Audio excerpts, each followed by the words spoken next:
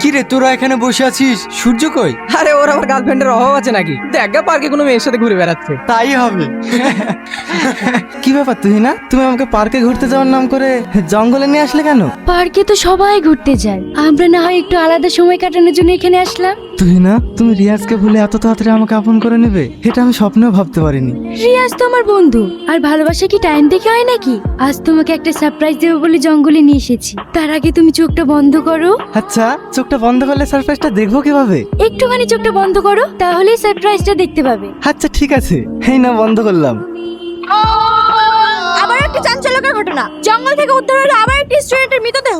এই নিয়ে আর কলেজে 15টি স্টুডেন্টের মৃত্যু হলো। পুলিশ এখনো তদন্ত চালাচ্ছে, এর পিছনে কে বা কারা আছে সেটি এখনো জানা যায়নি। আচ্ছা রিয়াজ, সূর্যর মতো ছেলের সাথে এইরকম ভাবে ভাবা যায়? আমরা যতদূর জানি ও তো খুব ভালো ছেলে। আমার তো এই কলেজে পড়াশোনা করতেই ভয় লাগছে, পরপর 15টা মার্ডার হয়ে গেল। আচ্ছা রিয়াজ, এই কলেজে কোনো আত্মা টাত্তা নাই তো? কি আবল বলছিস?